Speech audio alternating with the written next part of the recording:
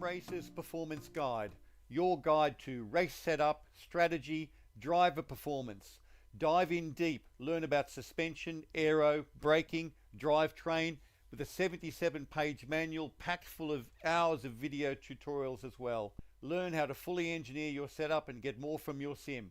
Written and tested by real-world racing drivers, proven in Formula Sim Racing and VEC. Understand and optimize it all with the SimRacer's Performance Guide. Quote FSR for a 20% discount off the normal €10 price. Hello, I'm Jack Nichols and welcome to Who's going to break Hastings' world title?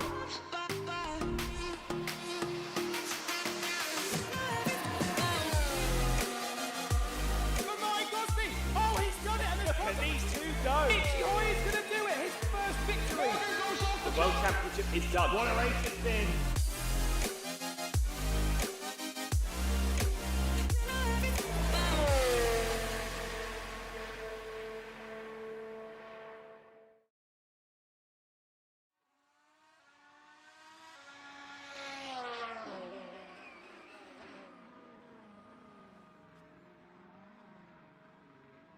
Good evening and welcome everybody to the Formula Sim Racing 6th round of the World Championship. My name is Eoin Harmon. I'm delighted to make my debut for the show this lovely Sunday evening. And in the broadcast booth tonight, we have David O'Reilly and Amir Oates as well. So good evening, gentlemen. How are you keeping? Very well, thank you. Thanks for having us here. No problem at all. So the championship, since I've looked at it, Mark Schluter certainly has the advantage back in his column as we head into the 6th round of the championship here at Francorchamps, the beautiful part of the Ardennes forest in Belgium. So it seems like a pretty fair afternoon for our drivers. The air temperature 19 degrees if you round up, and then a 15-degree track temperature. So the fear of any adverse conditions should be minimized. But just while I have you there, David, while we were chatting away in our build-up, you wanted to have a little chat about rFactor 2 and the world of FSR in general, just for anyone who might be new to the series like myself. So take it away. Yeah, perfect. Exactly. I think viewers might like to know that FSR, or Formula Sim Racing, is the oldest continually running World Championship series in sim racing. This is its 25th uninterrupted season, and it's potentially and most probably the most prestigious one in the world to win. This is the one where legends have come and competed, such as Gregor Hutu, Stoffel van Dorn, who went on to become a McLaren Formula One driver, competed here for a couple of seasons when he was doing Formula Renault 3.5. And it's the place where legends are born, but it's the one that Bono House won 5 times on the trot. And it's an incredibly high-level competition. And if you win the World Championship in Formula Sim Racing, you've announced yourself as one of the best drivers in the world. So if anybody out there who's enjoying other sim racing platforms wants to mix it with the best drivers in the world and see how they fare and also learn a lot, FSR is open to all. We're going to run a winter season at the conclusion of this main season. So keep an eye out in all the normal places, and we will endeavour to get you involved. Fabulous stuff, David. I really appreciate that. So, yeah, 25 years non-stop. That is an incredible achievement for something like this. And indeed, rFactor 2, as you were saying, has provided a very stable platform, especially for these open wheel type racing, the Grand Prix style. The physics engine is perhaps the very best in the market for the likes of, certainly not for the monthly subscription, I suppose you could say. You just plug in and play. So, yeah, a very, very important round in this championship to go. The final race in the European calendar after we were in Austria and Great Britain in the previous round. So, if anyone could put a stop to Mark Schluter's bid to become champion this season, then they've got to start right now if they're going to have any hope of doing it. So, 44-lap race coming up after 10 minutes qualifying. So, looking forward to the green light and showtime on track for the 10-minute qualifying session. Yeah, the first cars are heading out there now. Parc Fermé is in place, so the drivers only have very limited adjustments they can make after qualifying, and that's just things like front wing, brake pressure, brake balance. and the rest of the setup is locked in. So they've got to make that compromise between a qualifying setup and a race setup. And you touched on rFactor 2, and this the last little point I'll make is that rFactor 2 is the most physics-wise, the most authentic single-seater simulator available for retail consumption. So if you want to see what it's like to drive a similar physics engine to what the Formula One teams use in their simulators, this is as close as you can get on a domestic setup on a home computer. And that's why FSR has stuck with rFactor 2, simply the authenticity. Every setup adjustment does the right thing. All the physics adjustments that you might make to a car have an output, have an outcome. If you get your brake pressure wrong or brake balance wrong, you can flat spot a tire. And when the race occurs proper, we'll talk about stuff like tire deg, that we're not making it up. It's not pre-programmed. It will depend on what the driver does with his inputs and how the car is set up. And that's what makes rFactor 2 so immersive and so perfect for a high-level world championship. And I'll leave it there, Ewan, because I can carry on for too long on that subject.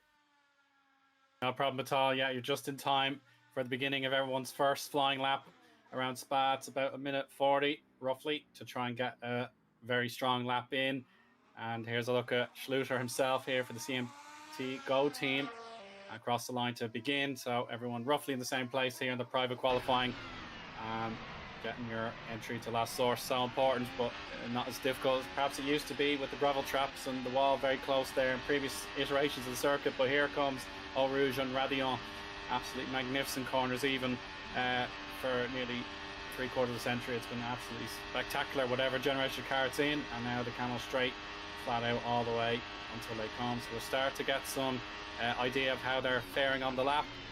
So Schluter has the purple at 28.6 to begin, and most other drivers should be just a tenth or two behind in those first few corners. But now we're going to get a bit more technical down the right hill under Brussels, and then the debate is certainly, is this a speaker's corner or is it no name corner? It's up to you. Yeah, lovely stuff there here by championship leader. Now into Buon, decisive, certainly many races. If you get that wrong, you'll be in big trouble. Seems pretty settled so far here for the championship leader. He's going to take campus corners with great aplomb here. Oh, lots of curb on the outside, but didn't put his car off whatsoever. Should see more sector times dialed in now, and it's actually Ruben Machete who has had the best second sector of anybody so far, David. So if this carries on, it could be really, really tight for who gets to qualify in pole position for the first round. But of course, there's still a little bit of time to go again. Well, it's a track that most of these guys know very well. It's a much-loved circuit within most sims, and everybody's done a lot of laps here. So it's a long lap, but it should be pretty close. Lots of lap times coming in now. Machete, oh yeah, Ruben Machete has done brilliantly there. Slightly ahead of Schluter. That's very good work here for Optimal, a very famous name in sim racing. I certainly recognize it from my side of the booth. So to have Ruben in the first standard is really important for him. He had a illness, I believe he just pulled off in Britain, feeling unwell. So I hope he's feeling a lot better today. And on that evidence, I think he's back to his very best. He knows a victory is critical for his championship bid. But of course, Hanko, that's not too shabby as well. So good to have the backup there for Schluter and his Go team.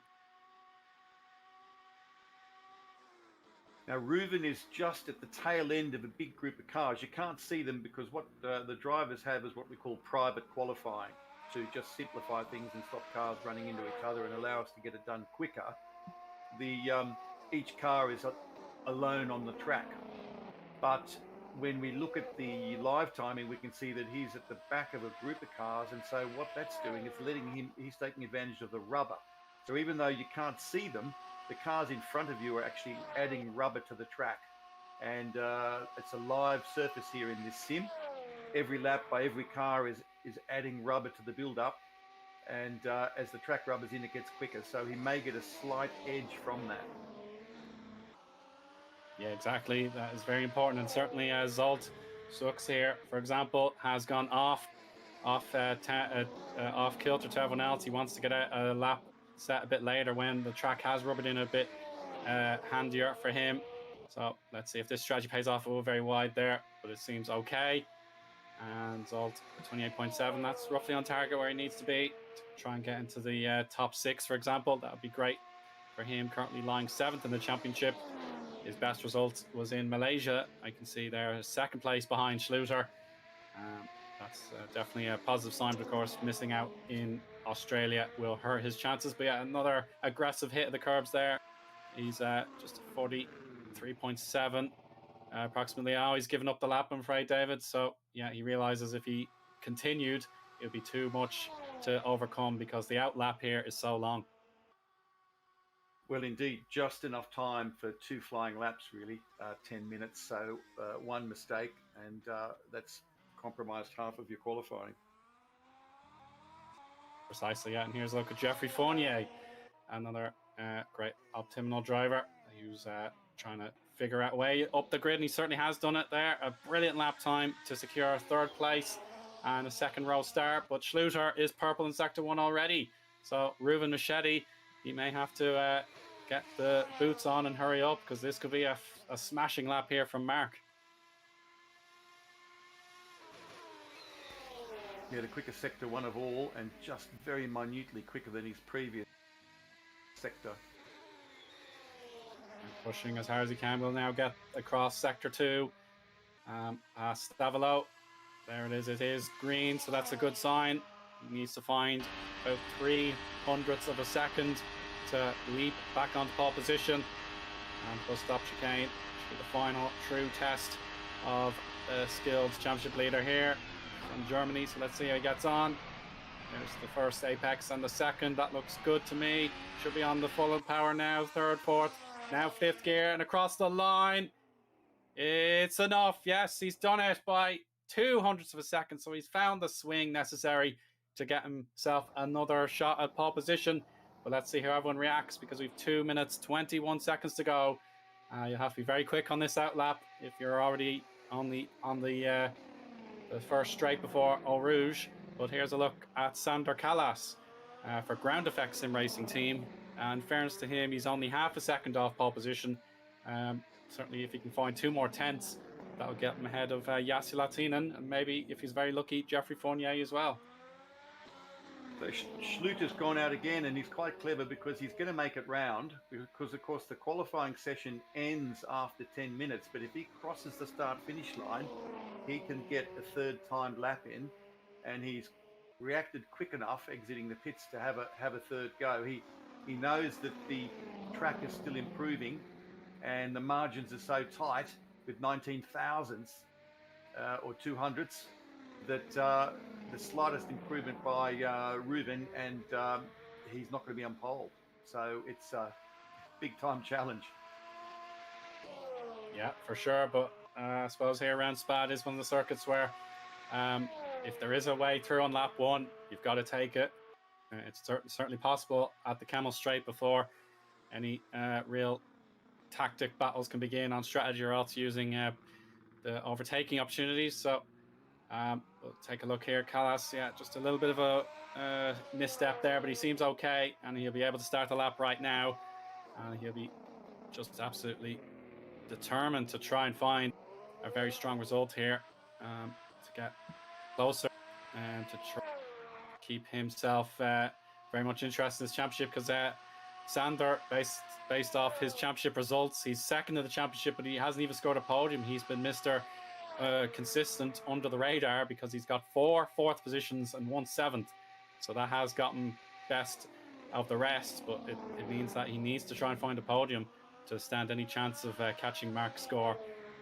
As I'm just learning the point system for myself. Oh, a bit wide there out of Lake Om. Yeah, it's 25 points for win, 21 points for 2nd, 18 for 3rd, and then 15 for 4th. So he's been picking up those 15 points each and every Grand Prix, but he needs to try and boost his chances, maybe get a 2nd or a 3rd. I think that would be really helpful to him. He's just about matched Mark Schluter in Sector 1, but of course Sector 2 is where the action is. So Sector 1 and Sector 3 here are a bit like Monza. They're flat out. Sector 2 is often the money shot. So we'll see how Sander Callas gets on through Sector 2. but certainly his Sector 1 time is within like a couple of hundredths of Mark Schluter's Sector 1 at 28.691 versus a 28.640. So I'm just waiting now for his Sector 2 time to come up. I hope it hasn't been deleted for track limits or anything like that. That would be Well, horrible. Yes, I He can't should be see well it there. aware. Yeah, He may have lost the time. That's a great shame. But here's Reuven. No improvement in Sector 1 thus far. Now that is, as you said, David, very rescuable if he can perform better through the more technical part of the track. But look at this from Patrick Hanko. This is not too shabby whatsoever. He's on course for a huge improvement on his personal time, but it's not purple. Indicate there's a route to pole position. So through the bus stop he goes. 1 and 2. Yeah, he avoids the sausage curb very neatly. So he's pushing as hard as he can across start finish. Is it an improvement? No, it is an improvement for his own time, but it doesn't actually gain a position. Reuven Machete, so close. It's not enough. The end of the lap just not quite going his way, but it's P2 for Reuven Machete, and that will give him a chance against Mark Schluter 1v1. And then Janos Brashok there, third on the grid for Optimal as well. So that's really impressive. Kind of went under the radar, I have to admit, but Janos, absolutely fabulous work there from the Hungarian who got his best results of the season last time out. Yeah, fabulously close as well. I'll leave you for a couple of minutes while I do a little bit of race director activities to sort the grid.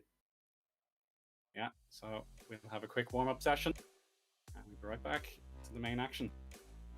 So here's a roundup of our qualifying times that will head into the 44 lap Grand Prix. So Mark Schluter on pole position with a 1 minute 41.512, just 55 thousandths ahead of Reuven Machete.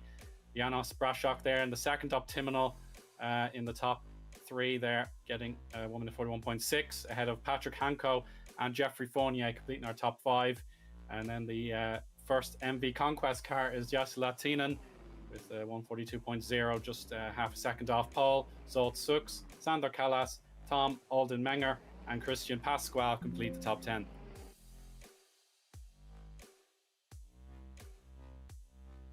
And scrolling over to page 2, we have Istvan Single for Optimal, George Zalgianianis in 12th position there for ground effect, and then we've Vega Valle with Mirko Mancini 13th, followed by Matthew Toussaint in 14th, and then on the back row of the grid we've Nandor Marsa and Lucas Viscott.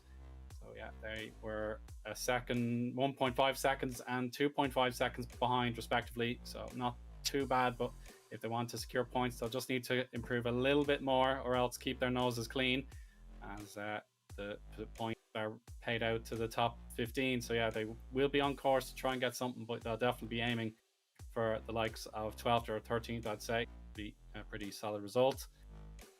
Yeah, the team's championship certainly is closer, I will admit, with Optimal versus CMT. Yeah. So we'll just take a very quick break for a little technical work.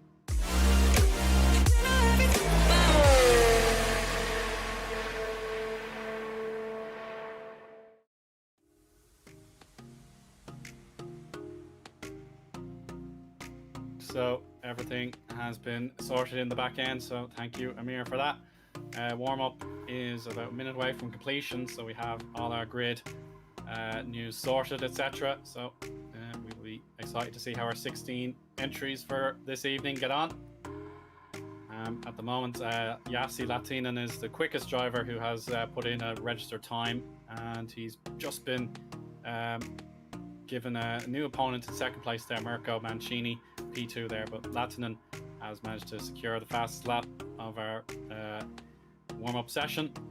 So that will be very handy for him just to try and dial in the setup changes he needs. As David was mentioning, the setups in our rFactor 2 sim work just like they would in a real-life F1 car or other open wheeler. So if you can just find the little extra advantage you can in this warm session, that is so important. But yeah, MV Conquest for their campaign want to try and crawl up the championship a little bit more. They're kind of in the awkward position of being lonely in 5th out of 6 teams on the board. They're 27 points, but they have to gain a 51-point swing to try and catch up to Vega Valley, and they're running out of time. So as you can see on our calendar, we're halfway through the championship, the World Championship. 5 races down, 5 to go, starting tonight.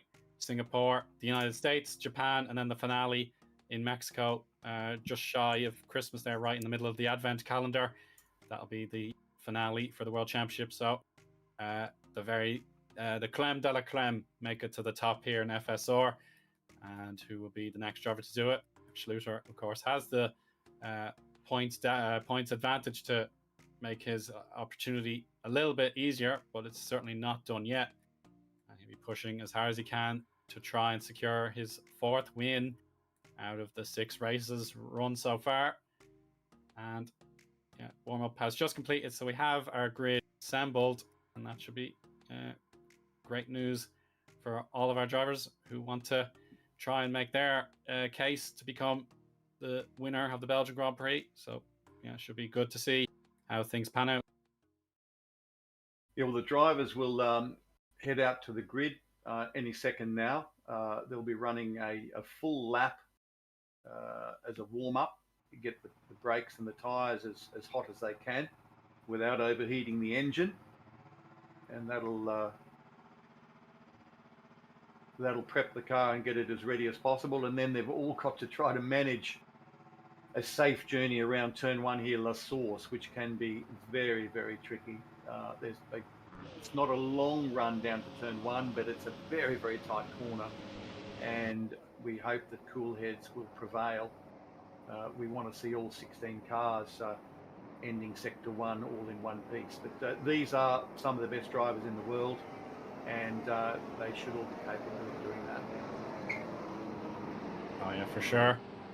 Definitely the mid-pack is the most difficult place if you want to try and react to what's going in front of you. But of course, things can concertina behind you, for example. So that's where this track can provide its first real challenge to everybody. But yeah, calm heads should hopefully prevail. Certainly our front row starters, they've got ambitions to try and go to the top of the Formula SimRacing Championship. So our formation lap well underway at this stage. It will be a long one, but let's have a look at our starting grid once more. So yeah, we just lost our first column there with Schluter, Machete, Brashok, and Hanko. So there's our top 4. So we can start afresh, hopefully. Yes, there we go. Perfect. Yeah. So let's recap: Schluter, Machete, Brashok, and Hanko, the top 4. So nice variety of teams there. We've got Fournier, Latinen, Sux, and Callas 5th through 8th position there. Optimal looking pretty strong as a unit there. They'll be pushing to see how far they can go. Tom Aldenmenger has Vega Valley eSports in 9th, Christian Pasquale 10th, Istvan Single 11th, and George Zalgojanis is 12th place. So I did a better job that time, hopefully. And our final 4 drivers here, 13th through 16th, we've Mirko Mancini, Matthew Toussaint, Nandor Marsa, and Lucas Viscott. So those are the kind of drivers that just need to try a bit of cunning, I think, to try and work their way up the grid, or else watch out for what's going on in front of them, as it will be a long race here. 44 laps is no mean feat, no matter who you are, David. So is there any possibility for Ruben Machete to try and stop the dominance of Mark Schluter here? Well, it's going to be interesting, isn't it? I mean, it's a long run up Kemmel Straight, and with DRS and push to pass, I'm expecting there to be a couple of changes of position early in the race. Certainly once DRS comes into effect, I think on lap 3. And the other thing which is always interesting here at Spa is tyre strategy. We saw Istvan Single do a 1-stop in Pro, but the race is just that little bit longer here, and the maths are very easy. And I tell you what, it's 44 laps. A pit lane transit with a tyre change is 22 seconds. So very easy maths to work out. Half a second a lap is the pace you've got to do to pay for an extra pit stop. So my money is on the top guys doing a 2-stopper, but they're forming up now, and I'll let you call the start. Yeah, sure thing, David. Thank you. So yeah, I do have last year's pit stop data in front of me. So Really good archival work here from the FSR team. So 2 stoppers, medium, hard, medium was popular by McGaughey, for example. Jake Denhan in second, but medium, soft could work as well. The lights should be coming on any moment now before showtime. Here they come, and they're away. That looks very strong for Schluter. He should have a defensive position enabled here. Get the braking, but Machete brave around the outside. If that pays off, that could be exceptional. But they're going to go neck and neck up Eau Rouge here. Hanko Brashok trying to watch and wait to see what happens. Of course, teammates versus teammates here. And they're going single file, but Schluter hangs on in there.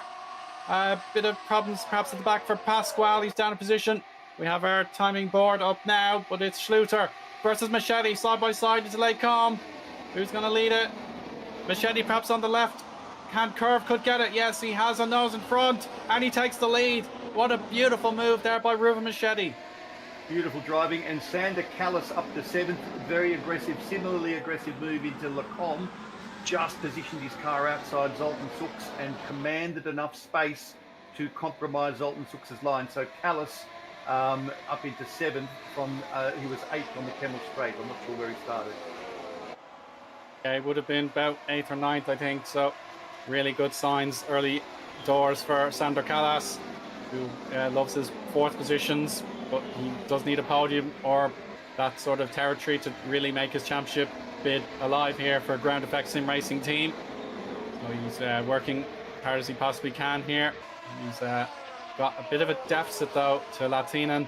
He needs to close that down as soon as possible. Of course, tire strategy here, Dave. The typical strategy, as I mentioned, is medium, hard, medium. But Callas wants to go a little bit different. He's got hard tires. And Viscott has a problem. I think he might be out of the race. He's DNF'd. Oh, what could have happened there? I'll go back and have a look for you. Yeah, we will pick up the replay. Thank you so much, guys. We'll pick up the replay as soon as we can. Viscott out of the race, so that means the 16th position, which scores no points, is now filled by DNF. So everyone who can make it to the end will get a point. So here comes our replay. Yeah, he's already in the garage. So tangled at campus in Malmedy. It was a problem at campus corners, the 13 through 15, Malmedy as well. Seems to be a problem, so we'll pick that up in just a moment. Yeah, he's in the garage and well and truly out of contention.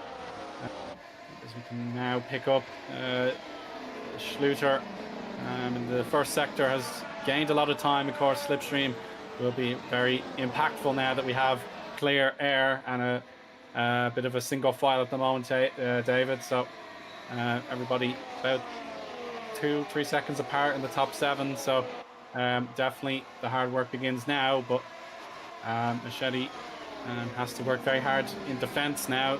He's got the hard work in lap 1 done. The nightmare scenario on the beginning of the Grand Prix is not a possibility for now, but certainly, yeah, a good response there in Sector 2 by Machete. Well, I've got to say, very proud of these drivers for having such a clean start. Very unfortunate that Lucas Vischot tangled with Matthew Tucson halfway through the lap, but they all got through the real pinch points of Blassource and Lacombe safely. So hats off to them for their professionalism doing that, and now they can enjoy the whole 44 laps, hopefully with undamaged cars. Mechete's well within DRS of Schluter, so we may see a bit of action now because we're in now into lap 3, and I think the gap is 0.7 to enable DRS. So we're going to see in a moment whether or not Schluter is in a position to attack.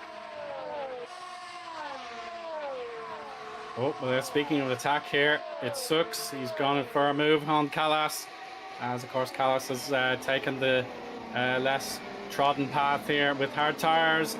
That looks to be a completed move. Yeah, Sux. Change of lead. Sorry to interrupt, Owen. Change of lead. Schluter indeed got Ruben Mechety on the run up to Lacombe, utilising DRS, I'm presuming, and got it done very cleanly before the entry to Lacombe. So shoes on the other foot now. Now Ruben Mechety has got to try to stay within 0.7. And Schluter, Ruben Machete, very talented, very quick. Schluter is a bit of a metronome, very rarely makes a mistake. So going up against him, you've got to keep a calm head and really produce your best form. He's already got 0.7 of a second at the moment as they exit Malmedy, Stavelot, sorry, and into Paul Frere.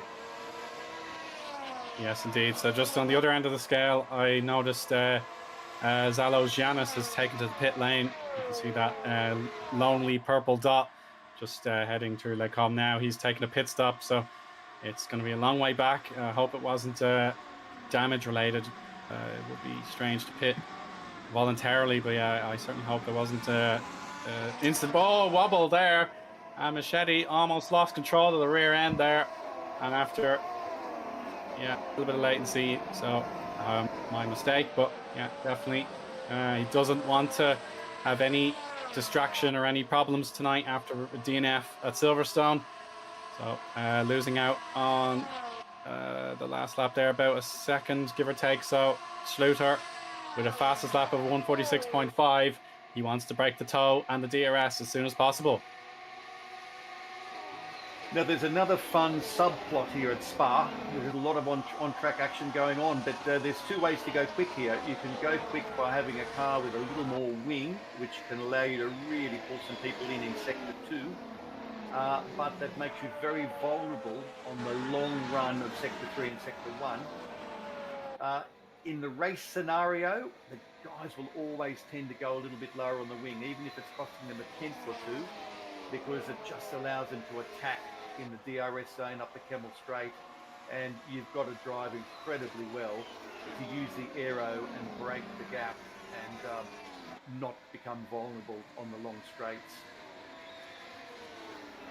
That you do there, yeah, that's very important to think about. So certainly the laps where the tires will be in the middle of their shift, I suppose you could call it. Fuel is still quite heavy in these cars, so the chance to nail more fastest laps should definitely come a bit in a little bit. About lap 7 or 8 should be the peak time of the tires before they need to be given a little bit of conservation to make sure they reach the duration that they require just to make the strategies work. So yeah, as you were saying in the build up, you divide the 44 laps and the 22 lap or 22 second approximately pit entry and exit to complete a service. So yeah, half a second is what you need. So as we can see, a good response from Machete on that last lap, getting a 1 minute 46.9 to take 2/10 back on Schluter, with a great third sector there for Brashok in 4th position, and he will be an outside bet to try and get on the podium, but Patrick Hanko will have a lot to say about that in our battle of the top 2 teams. Oh, Christian Pasquale overtaking Sander Callis for 8th place. Not quite sure what happened to Sander there. Sander is on the hard tyre. Yeah, Sander remains on the hard tyre at the moment, so he's starting to lose a little bit of time as the medium tires are getting stronger, but that was a great side-by-side battle as Pasquale has defended successfully there. So close yet so far for Callas. So yeah, that was the difficulty of picking the hard tire in the first stint. These mediums will be a bit stronger. I've got a feeling, Owen, it might pay off for him, and I'll tell you why. Because the hards take a while to come in, and we saw that in the pro race. A lot of guys switching to the hard had a bit of struggle time for the first couple of laps. Sander hasn't got to do that. He's taken his medicine early on, and he's quite the thinker, is Sander Callis, with regard to tyre strategy. He could run on these hards for longer than the people do on the medium. Those of them that switch to hard are going to have a little bit of heartache on their outlap. He'll be switching to a medium or even potentially a soft. I wouldn't put it past Sander Callis to bolt some soft tyres on and punch out 12 mega laps as a massive undercut. I'm going to put a little theoretical bet on Sander Callis working himself into the top 5 or the top 6 with this strategy, because he's hanging in there, and the pendulum will swing slightly toward the hard as these mediums enter what you were talking about before, the middle part of their stent. They're on a steeper dead curve. Yeah, exactly. Yeah, it would be great to see a few drivers repeat the likes of what Yannick Bach, Dennis Jordan, and Michi Hoyer did last season, which was to end their bid to finish well in the race with a soft tire stint. Ultimately, he was beaten by the more conventional medium, hard medium. But Brashok here is now looking pretty strong. His first sector was 29.629, so that's the best of anybody here in the top 4 battle. Latinen has just fallen about a second and a half behind these guys, so this is great news for Brashok and Optiminal as they try to catch up to the Go team. Brashok was very... Hanko. Sorry to interrupt. Brashok was very quick in the last round at Silverstone. He actually went for a 3-stop and was absolutely flying. But just when he got to challenge Mark Schluter for the win, his soft tyres had gone away. He had one chance to do it, and Mark fought him off. So Janis Brashok is quick. Let's see if he decides to give the hard tyres a go this week, or if he's going to have a bit of another go on the softs. Yeah, having that knowledge to hand, for Janos here, that's very valuable to know that he has the belief in himself, that he can challenge for the top honours here in FSR. Just one moment was all he had in his arsenal. He couldn't quite make it work. So if he has the confidence to try it again, Optiminal will certainly back his belief to give it a try. And of course the team is looking pretty good in the Teams Championship. It is so close against CMT Go team for the Teams Championship at the moment. It is just 12 points separating the two. Schluter using his winningness or winning instincts to help the team, whereas his various teammates have just been backing him up with a few top 5s or top 10s. So now, what Optiminal have as an advantage is the regular podiums across their drivers. This top 4 is getting mega competitive. Half a lap ago, there was 2.2 seconds separating the top 4. There is now 1.6 seconds covering the top 4 drivers. Brashok, Penko, Ruben Mechede, and Mark Schluter, counting them down from 4th to 1st place. 4 drivers here in an absolute, I think American fighter pilots call it a knife fight in a phone booth, which is quite evocative. But they are close. And Hanko had DRS on Mechede last run up the Kemmel Straight. So it is game on now amongst the top 4. No one's running away with this one, which makes it much better viewing. Oh, for sure, yeah. This is really, really valuable stuff, and certainly a bit of team gamesmanship could come into effect, as maybe someone would duck into the pits perhaps a 1 lap earlier than expected, which will force the remaining drivers to rethink their plans just in case in the middle stint something unexpected was to occur. So these 4 drivers have definitely taken the scruff of the neck here, but Istvan Singal is now in the pits, so he will need a fresh set of tires and most likely a 3-stopper for him if that was a planned strategy. So he's actually out of the race, so my mistake there. I thought he was going in and out of the pits, but he decided to completely withdraw from proceedings, and that will allow Zalos Giannis into 14th sooner rather than later there. So you can just see George on his own at the moment, about to complete a lap. There he goes just through the bus stop. So that will be a free position for Zalos Giannis, and that will help his confidence just that little bit. Yes, Istvan Singal actually took out the pro race, which finished only an hour or so ago earlier this evening, utilising a 1-stop. But it was very close at the end, only a couple of seconds between him and his pursuer. So Istvan is certainly normally happy to go very long if he feels it's going to benefit him, but unfortunately out of it today. Yeah, so kind of a bit of a lonely race there as well for our driver in 13th there, Tucson, just by himself at the moment. Can use a bit of strategy to fight his way back, but yeah, nearly 30 seconds behind the race leaders. Yeah, more than 30 seconds, I should say. It's going to be a long way back for Tucson. We'll keep working away, but yeah, the mid-pack there, Alden Menger, Callas and Marsa will be interesting ones to watch as the race develops. But on board here with Machete and switching to the nose cone camera. It's still so close between these guys. With Latinen starting to lose a bit of tracking compared to these leaders. But Fournier, he could still catch a spot in the top 5. Yeah, so Machete just doing whatever he can to catch up. Yeah, it's only 2/10 with DRS here. It's not enough to help his cause. Fournier just got Latinen, as you suggested good. might happen. Yes, well timed there. Clean DRS pass on Camel. Very good. So Fournier, just coming back to you on Istvan Single. I don't know what happened to Istvan Single, but it wasn't a failure. He drove into pit lane and drove front first straight into his pit garage. So I think something's happened at Istvan Single's real world home address that's caused him to stop, I'd say. Hopefully he's okay and not suffering any ill health like Ruben Machete did in the last round.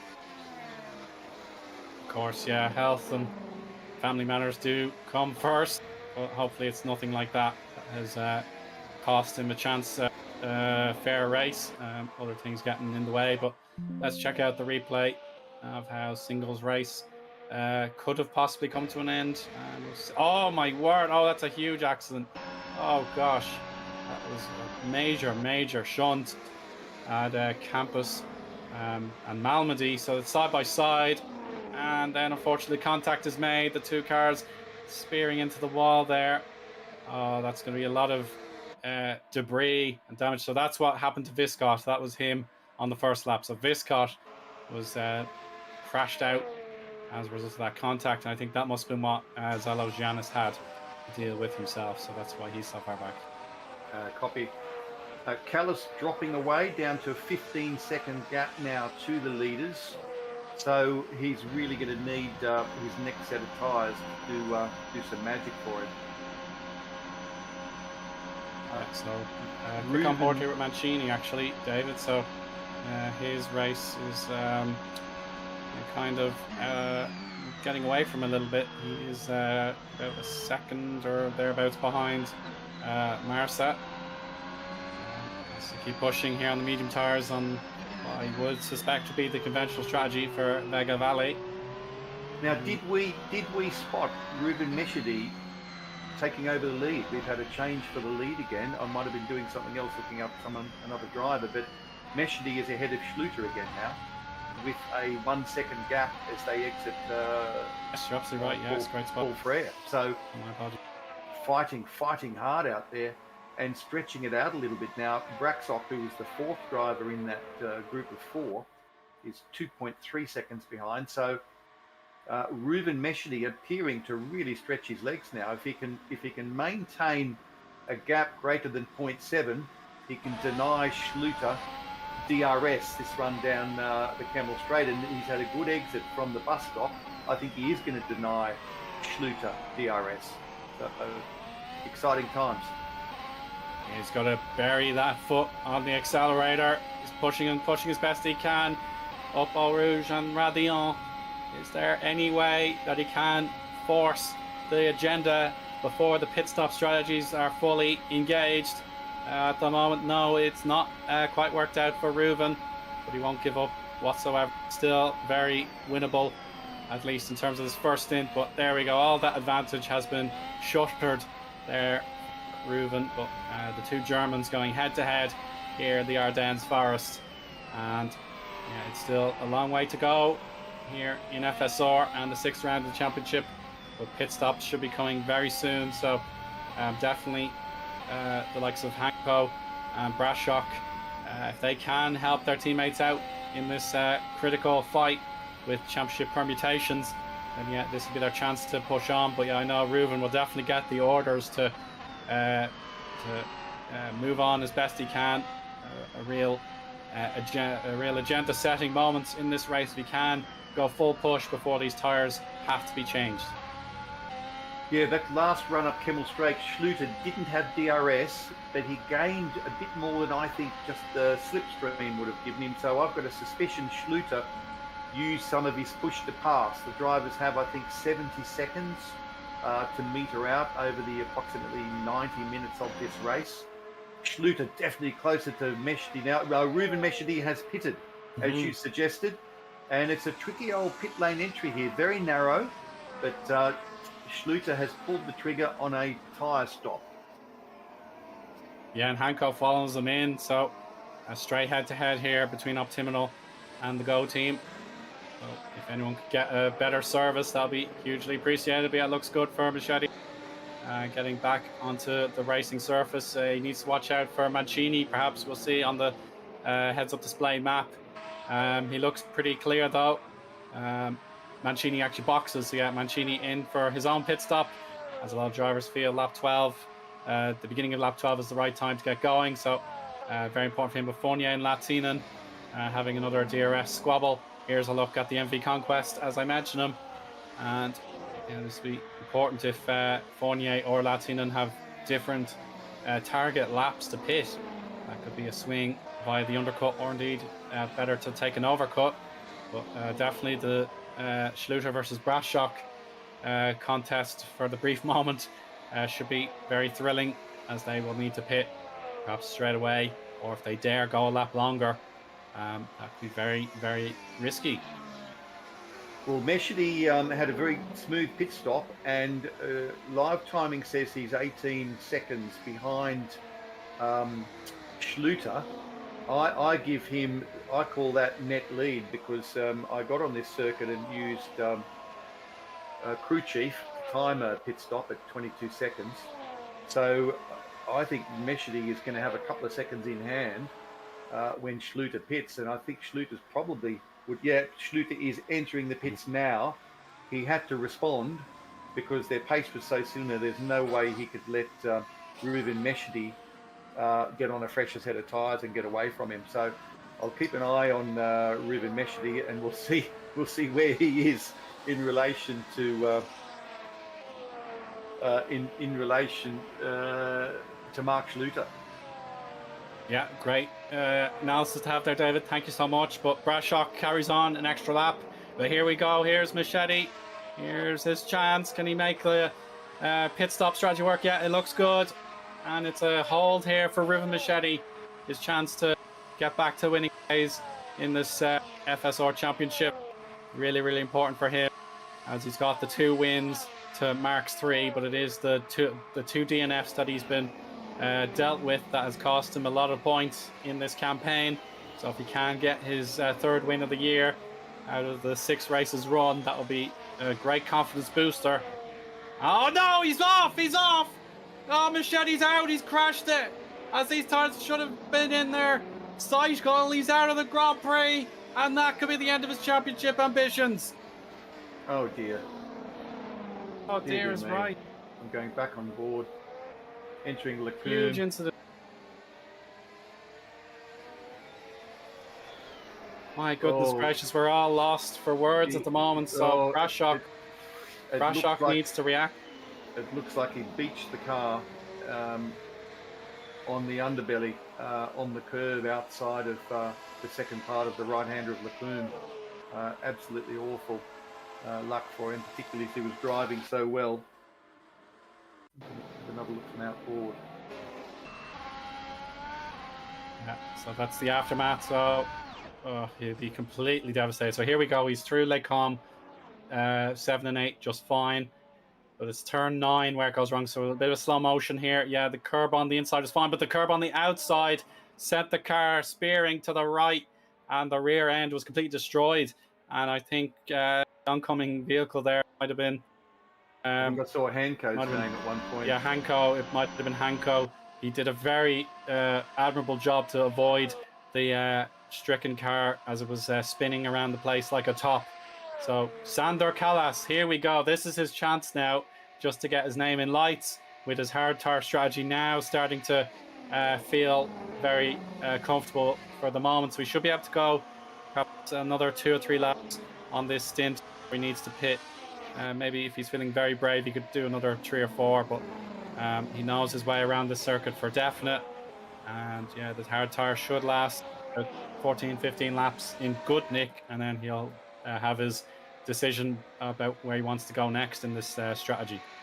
Yeah, Patrick Hanco did a very good job to avoid him. Patrick was both outside wheels on the grass to avoid Reuven, and just incredibly unfortunate. We were looking there, I think we were looking down the barrel of an incredible fight. We still may have an incredible fight from drivers on different strategies, but obviously pushing very, very hard on his outlaps on those mediums and trying to make a clean break from Schluter and Schluter's consistency, and he has paid the price.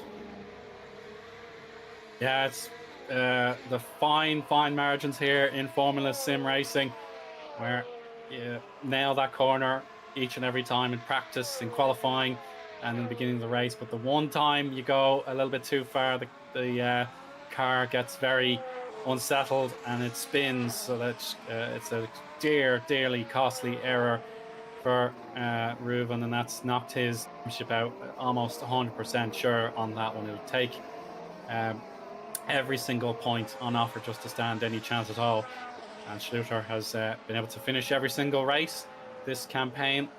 But now we're taking a look at Mancini, and he's the driver I did mention, feeling a little bit lonely. But now on the hard tires, he's looking a bit more comfortable. He crosses the line to begin his own 15th lap now. And these hard tires are just starting to come into life from. And Marsa has been overtaken very quickly there. So Mancini not messing about. And Marsa has slightly older hard tires in this second stint. But that was a beautiful pass in a certainly opportunistic moment into La Source. So well done to Mirko. Yeah, very, very confident braking there. Did you say he's on hard tyres? Because his braking there was absolutely fantastic. He dived under Marsa. He's getting a comeback. Oh, no, I'm sorry to interrupt, David. They've made contact. And Marsa has actually ended up pointing in the correct direction. So Mancini, all that work through La Source has been lost. But definitely there'll be in race review for that from the race direction. Hopefully it's just a racing incident as both drivers are carrying on. Maybe Marsa, yes, I think he wants to play fair here and just allow Mirko back ahead. So yeah, that's good sportsmanship. If he lets him close in, at least maybe he doesn't want to let him go in the Puhan section of the track. So he's either letting him catch up, or he may just say to him, look, you can overtake me in the next overtaking spot. So hopefully it's just a racing incident, as both drivers seem to be scared by that. Yeah, it looked to me like Anandor Marsa, I don't think shoulders the majority of the blame for that incident. I mean, it's not for me to decide, it's for the stewards to decide. But it looked to me like Nandor Marsa got a pretty clean DRS overtake on Mirko Mancini, was well alongside, albeit to the outside. In fact, he was ahead. Mancini braked quite late, fairly aggressive up the inside, and lost a bit of control. Yeah, it's one of those ones you'd have to look at from overhead several times in slow motion to try to apportion blame. So usually that means it's a bit of a racing incident. So hopefully the both of them can continue on and enjoy the rest of the race this afternoon. Yeah, certainly tempers can flare. So much work and dedication from drivers, teams, race engineers, and all other elements. It really is significant dedication to put in the time for this kind of series. So now we have a replay of the moment, but thankfully it's a lot more respectful this time. No need to lock wheels or any such matters. So yeah, when things go horribly wrong with respect to contact between cars, definitely you can understand why drivers and teams will be very angry about what could be the outcome. But yes, when you see drivers who can continue a race and show a little bit of mutual understanding, that's what you do admire. When it's certainly easy to be upset, but if you can just carry on and try and rescue what's gone wrong, that's very, very brave stuff. So Callas is race lead.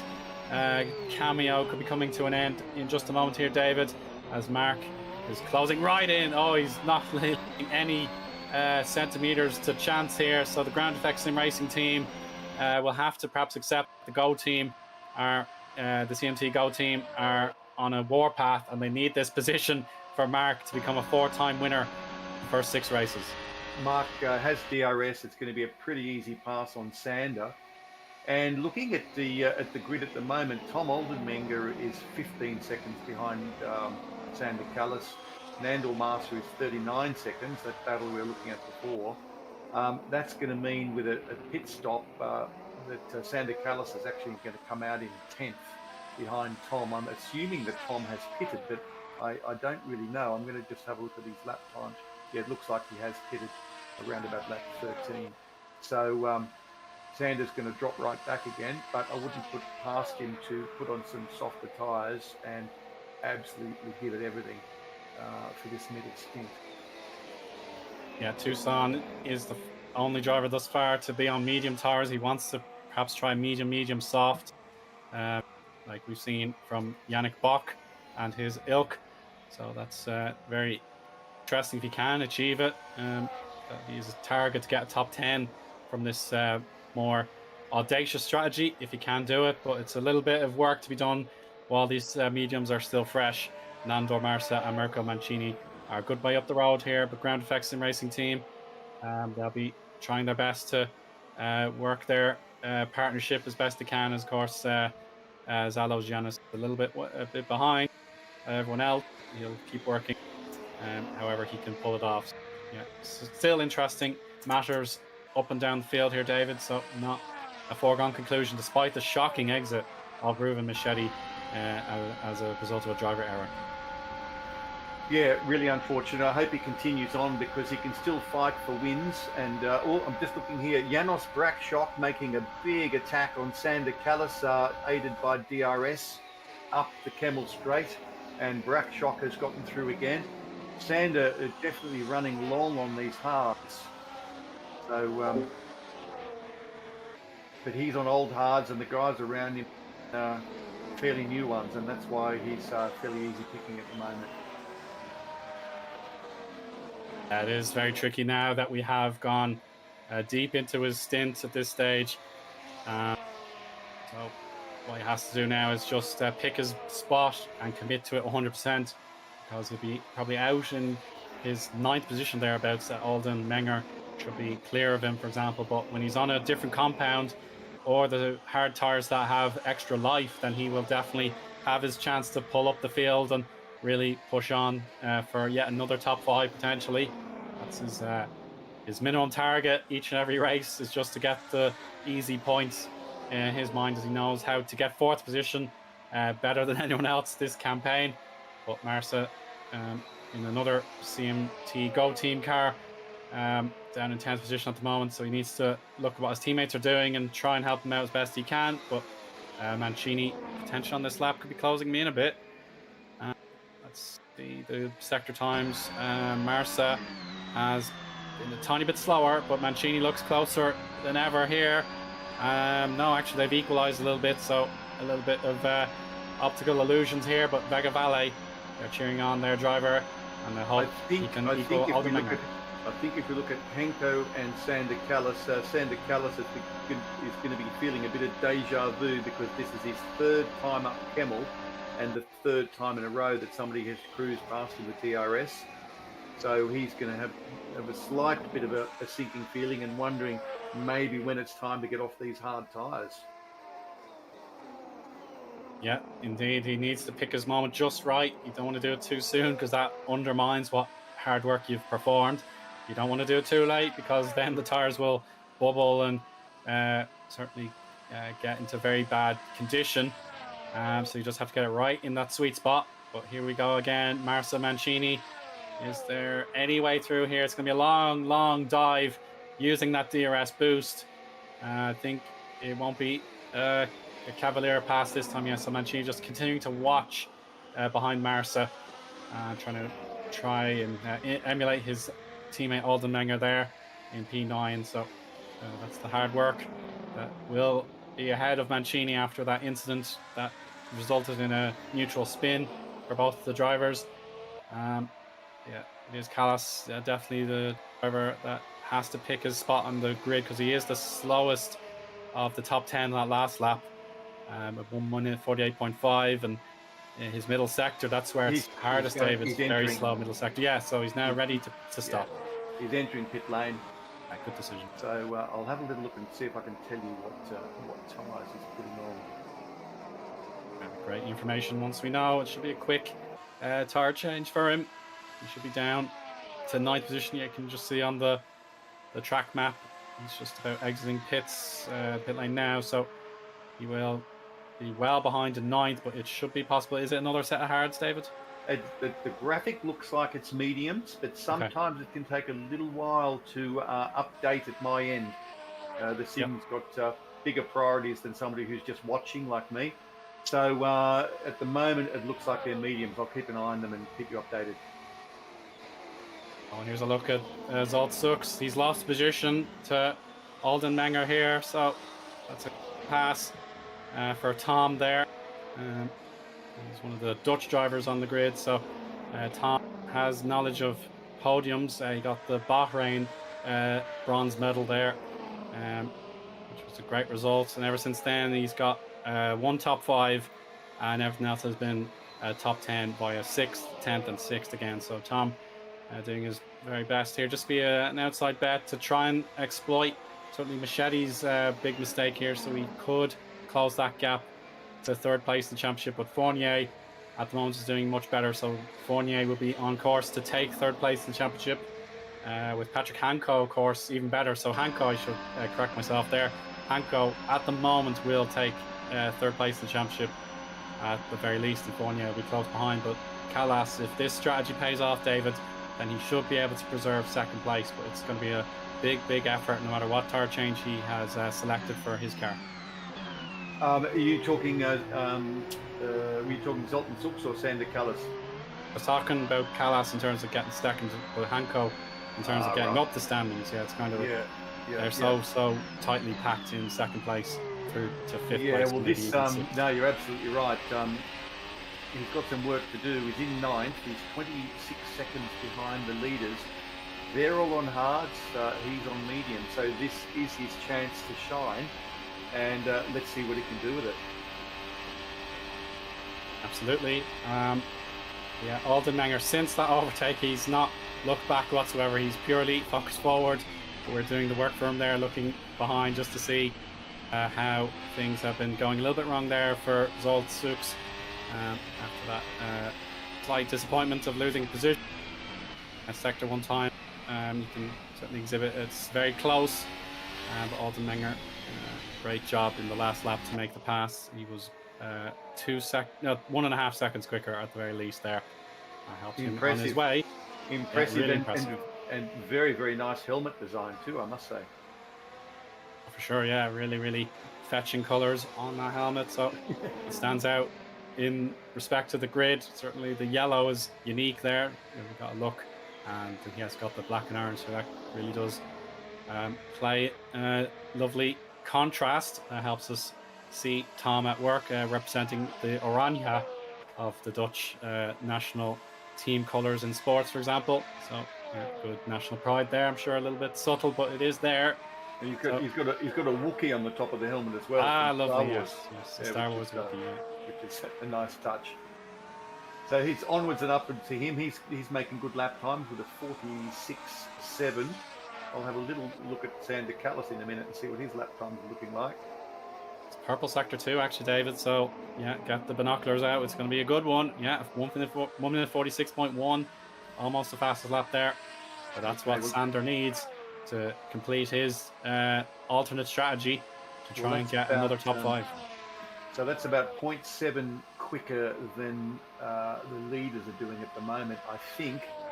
And maybe he'll get 14 laps out of this set of tyres. So maybe he can pull in 10 seconds out of this stint.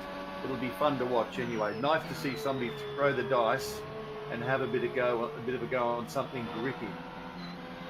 Yeah, it's such a luxury when you finally put in the work to benefit from fresh tires. It feels like it's never going to end, but it will. And Sander has proven that now, using his noggin. A little bit risky there in Speaker's corner.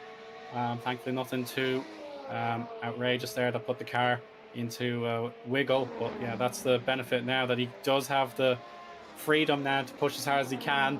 certainly you can be aggressive on the tires. Maybe 10 laps would be ideal, and then you can do it all over again with another set of mediums, so you can really push hard. Whereas we saw on the opening stint, the top 4 drivers that were competing for the win, now it's the top 3.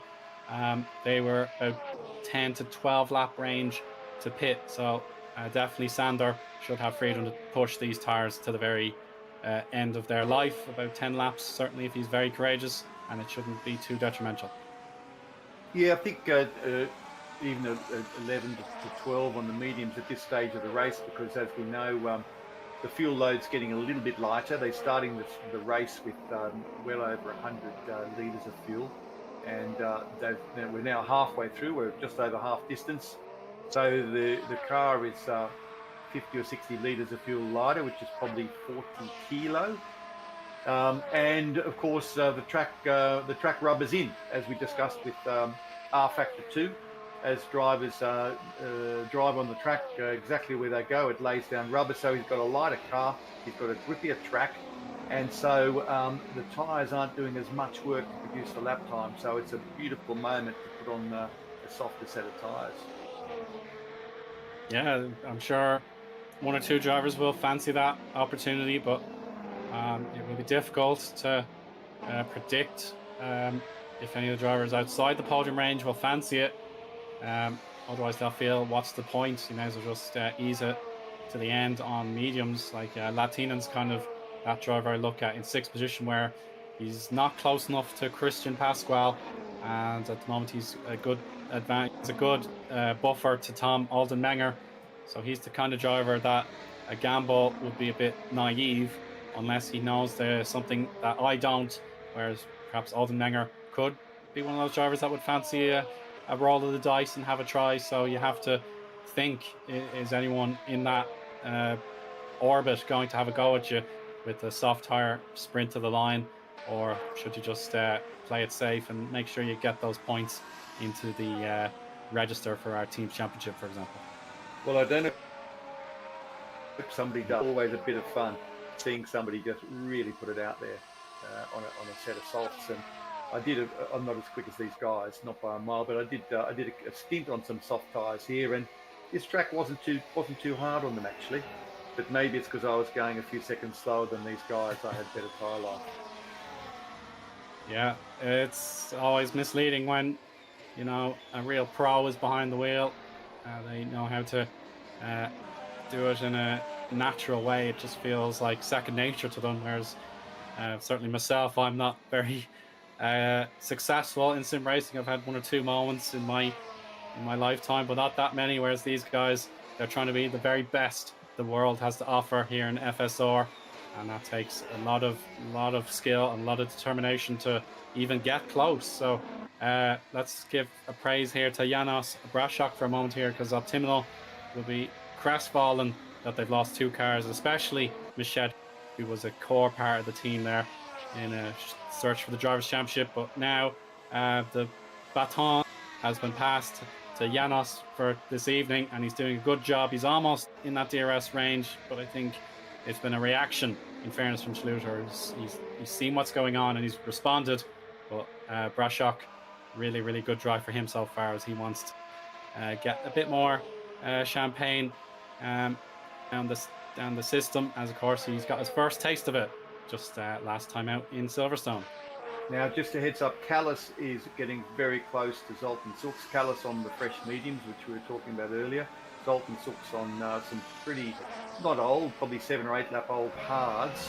So my money is on Sander Callis attacking with DRS this time. We'll have a little look and see if he gets DRS, but he seems close enough.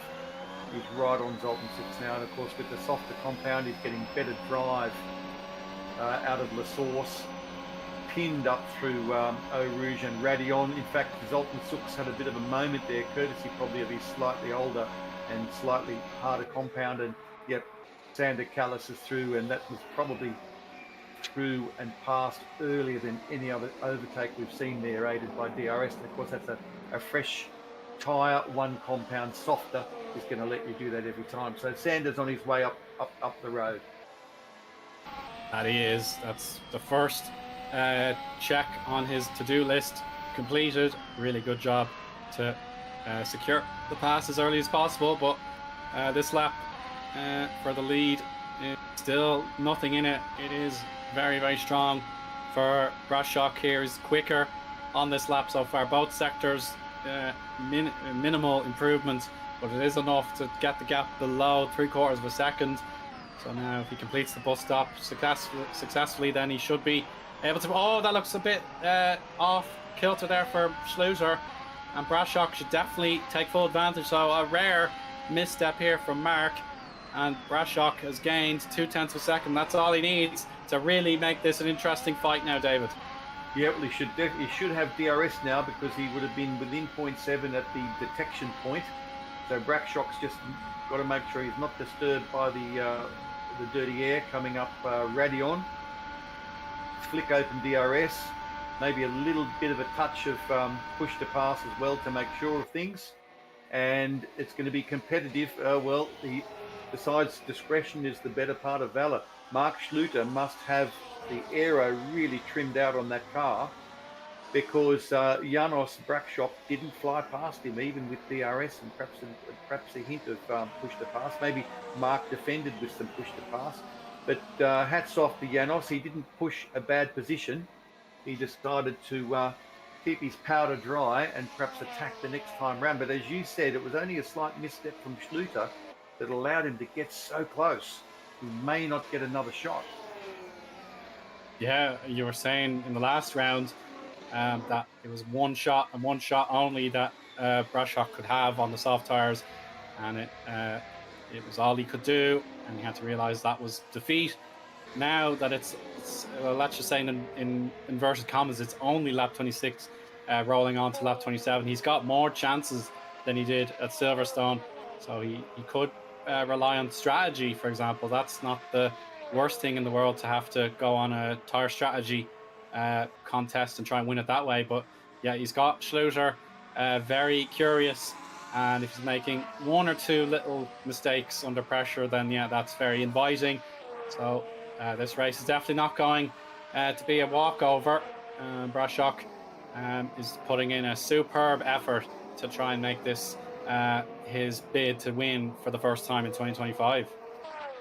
Yeah, and this time, unlike Silverstone, where Brashok was on a soft, courtesy of his 3-stop strategy, this time the tyres are evenly matched, so it's pretty much a straight fight on the hards, and going to be a case of who blinks first and what they decide to do. One of them might pit for mediums, the other one might hang on for a couple more laps and pit for softs. So let's hope somebody goes big and decides to brave it out.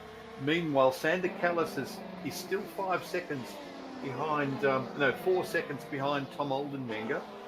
So he's gaining on him, but still some work to do. Oh, for sure. There's a lot more work to do there. He is certainly on course to get him. Perhaps Tom's pit strategy could be 2 or 3 laps away from being an early stop for him. So maybe Sander gets catch up on time, on strategy, on the road, but certainly in the pit stop, it should be okay to try and go through the motions on the medium tire now that they should be in their peak condition. If he has been pushing them each and every lap, that's certainly where he should be now. He should have the good balance between the fuel load and the tires being well and surely bedded in. But we're watching Christian Pasquale there versus Fournier, but now we return to the lead battle. Brashok is still doing his very best to make this a contest, but a great second sector there from Schluter. That's how he needs to respond, and that lap was almost looking precarious for him, but he has responded well to Brashok's advances. But of course, Sander Callas, we've turned away from him for just a moment, but he's purple in sector 2. So as I was saying, those medium tires are in their best condition before he'll have to pit in just a little while. Yeah, he's running, last few laps, been running 0.7 of a second quicker than Tom Oldenwenger. So with about a 3-second gap, that's only 3 to 4 laps until they're engaged in battle. And wow, Brashok really is keeping the fight up, and keeping it lit, and attacking Schluter. And this is where it gets fascinating, and it comes down to testing. And this is where the big teams have got more guys working on setup and they can get people working on deep into the stint, not what just feels good on fresh tyres, but what feels good on, for example, worn hards, and what little tweaks and adjustments you might want to make so that you get your chance to shine deep into a stint. And I find that quite fascinating. And certainly these guys are very evenly matched for this win. It's a real treat to see these guys at their very best. I just noticed Machete has taken service in the pits.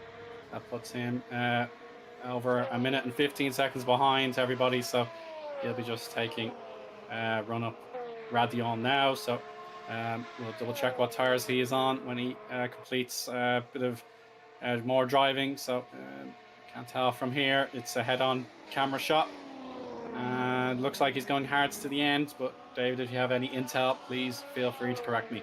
I'll have a little look. And just prior to his pit stop, I was going to say that we got pretty invested in that battle between Mirko Mancini and Nandor Marso. And I think Nandor Marso's probably got the bragging rights because he pulled about a 3-second gap prior to Mirko Mancini's pit stop. So those guys have had a great fight, and just glad to see that it looks like they're both going to make it clean to the end. I'll go and have a look at his tyres and come back to it.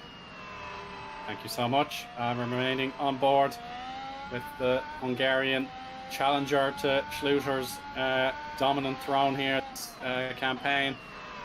Lap times again should be pretty equal, as there's very little to separate them, while these tyres, there are only one lap in favour of Brashok in terms of their age, as Brashok went longer on the first stint out of all the medium tyre runners. So this is where the decision has to be made in the optimal garage. How are we going to make this slender backup advantage work? Because if you pit first, then you'll have that same dilemma turned against you if Schluter reacts. So this is just so fractional, and they're pushing with all they've got. And on this current lap, Schluter has reacted very well in the technical corners and the tight full throttle corners. So that's a great reaction here from Schluter, as he wants to break the toe and get free of DRS as soon as possible, or else it'll be pit stop time maybe 2 or 3 laps from now, where these guys will have the stakes turned up to 11, and there'll be a thriller to the finish. But now just going to see what else could be happening. It's Fournier, so almost like an action replay shot there, because Pasquale in the Go team car and Fournier just behind in the optimal car looked almost like a 1-for-1 shot there. So we'll see if Fournier, the very popular Frenchman, I know him well, if he can get ahead of Christian, this would be a major get for him, and indeed Optimal, who are certainly looking like they're going to lose out a few points in the team's championship that CMT Go team need to try and secure the double, to the loss of Machete. So there's Optimal on the back foot just a little bit, as their lead in the team's championship remains at just 12 points. So this is a great chance for CMT Go team to win it all here this evening, but Janos doing everything he can to stop the Schluter dominance. So Mirko Mancini, it looks like he put on hards, so he'll be running to the end on hards, which would be about a 16-lap stint. So fairly conservative choice from Mirko, and the hards are not going to give him any chance really of any kind of undercut. It's more overcut territory, I think, with the hards, because they're just a little bit hard to deal with when you first get them out of pit lane and they haven't warmed up and the quick balance hasn't come yet. So yeah, conservative final stint from Mirko on the hards. Yeah, still no shock pit entries here for either driver. They don't need to go exceptionally high risk in search of the victory here, as we now cross the line to begin lap 31.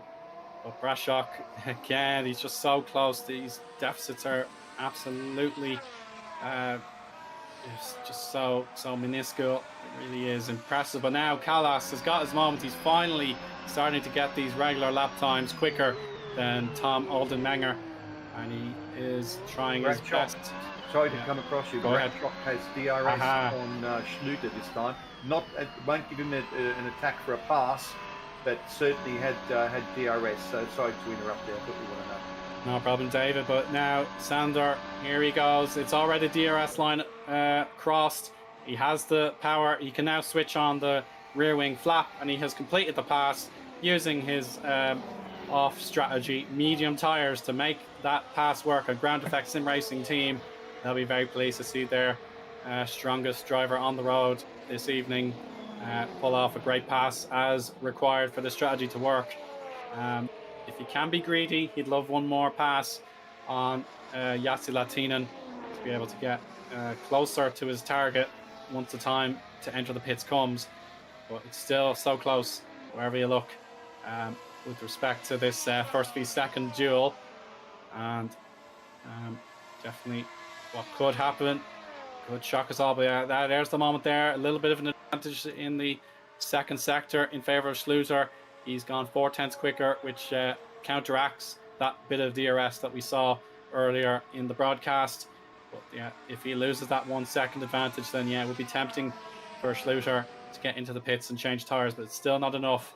Crossing the line now, it's 4/10 of a second advantage to Schluter, but it's not enough. He has to do something very, very special to break the gap. And Fournier pits, so Optimal have called in Jeffrey Fournier for his pit stop.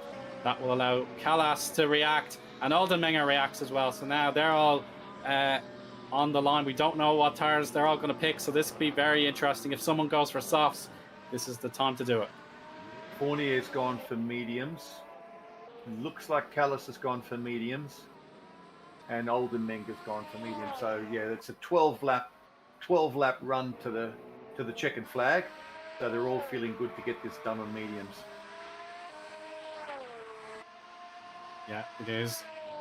Yeah, really, really important to make your mind up quickly and don't second guess yourself. So yeah, the medium tires look to be the sensible choice to try and win the race on pace. So yeah, Callas has to try and catch up again to Sux, who will be going a little bit longer on this stint. Sux's tires are 20 laps old, so yeah, he'll need to pit very soon.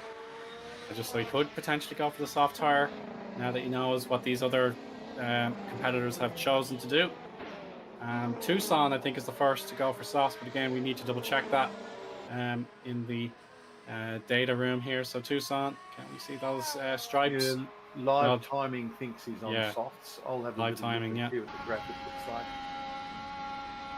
On board says mediums. Graphic says he's on soft, but it can take a while to update. I think we've been caught out by that before. Yes, it is a common thing. Yeah, going into a lot of detail about strategy and then finding it was just a slow update.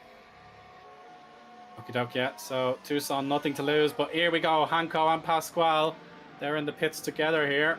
So hopefully no delays changing those tires yet. So he has to swap around his teammate for a moment and get into the pits. So the podium is available to a gaggle of about 4 drivers here, and Fournier wants to be one of those. He's on mediums and he's got them working quite well on this last. The Frenchman was quickest of anybody in sector 2 with a purple 45.2 and a green 30 seconds in the final sector. So Fournier is now P4, but Pasquale just behind, and he's trying his very best to support his teammate who's got DRS against him there, so he does have it for him as well. So for and against situation, but no harm done there. So Hanko probably grateful that he was just behind another driver, and then he was past the detection point that allowed him to have a bit of free DRS.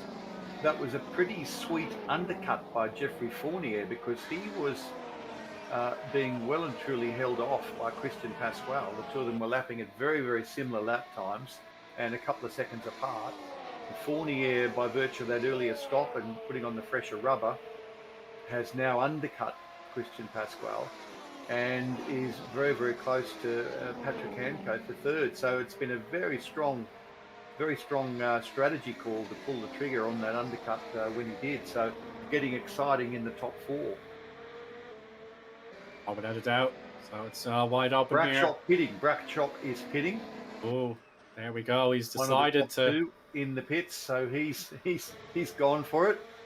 Yeah, he's decided those 1 lap younger tyres need to be changed before Schluter can respond. So now that shoe will be on the other foot in a while, but we'll see if it's a soft tyre gamble or not. It looks like a soft. It looks like a soft with 10 laps to go. He's put on softs, and this could be a big undercut here. Janos is going to be pushing like mad on this outlap, giving everything he dares to try to come out ahead of Mark Schluter once Schluter pits. So hold on to your hats. Let's see what happens. Yeah, we were treated to the one opening at Silverstone that decided the race. 1 second between the drivers, give or take. So Schluter won by virtue of only stopping twice as opposed to the 3-stopper. So if it happens all over again where Brashok is more willing to gamble on tyres. But now let's have a look at Latinen on DRS. It's going side by side here with Rd.6, and that's a clean pass, no hesitation whatsoever. So MB Conquest have their chance to shine here after Viscott DNF'd on the very first lap. So 2 DNFs in a row for Lucas, but Yassi is looking on course to try and pick up a solid midfield result, which would be close to his best, which was of course the 7th position at Silverstone not too long ago. So I'm on board with Schluter. Sorry to interrupt you, but I'm on board with Schluter. And yes, Schluter has responded to the Janos Brashok pit stop. And the big difference between here and Silverstone is that when Brashok and he are both together on track, they're going to be very, very close. And I've got a bit of a feeling that Brashok is actually going to be ahead of him on track. I'm just tracking him now. Brashok is just now entering the pit straight. He's alongside Schluter, whose car is still being serviced, and Brashok will now exit La Source and should be in the lead. Yes. Incredible work. Incredible. Really impressive. Yeah, and on a set of tyres that he's brought up to temperature. Okay, they're softs, but he's brought them up to temperature already, and the graphic might be glitching here, but it looks to me like Schluter's on hards. That can't be right. That cannot be right. Race View says medium, so hopefully it's one or the other. So okay, cool. Mark wants to be cerebral and think that Janos will be too exuberant on the soft tyres and he might burn them out close to the finish. So we will double check the data in just a moment, as is the need here on rFactor 2 and FSR. So Mark had 1 lap to calculate what he needed to do with support from his race engineer and so on, but he feels he could win the race on a longer term plan with medium tyres. He could push them non-stop, whereas maybe Janos has to ease off just a little bit and take 1 or 2 laps of Lyco, I suppose you could say. He maybe needs to lift and coast on 1 or 2 laps just to make sure those soft tyres don't burn out. But this is a fascinating situation, as Schluter has only been beaten twice this season, with Ruben Machete getting both of those wins, of course. But it was a 1v1 situation at Australia, but at the Red Bull Ring, Mark was down in P6. So Mark, I'm sure, won't allow things to get any worse than that. But this is very, very admirable from Janos, who has that desire to improve himself even more and go for his first win of 2025. Well, these are the fights that I absolutely dream of, because we've got 2 top drivers, 2 different strategies. And as you said, Brashok's got it on. He's on a tyre that's going to go off a little quicker, in theory, a little bit more fragile. But the other thing is he doesn't have to work it quite as hard. And Spa is an interesting one on tyres, because apart from the acceleration and braking zones in Sector 1 and Sector 3, you're only working the tyre hard in Sector 2.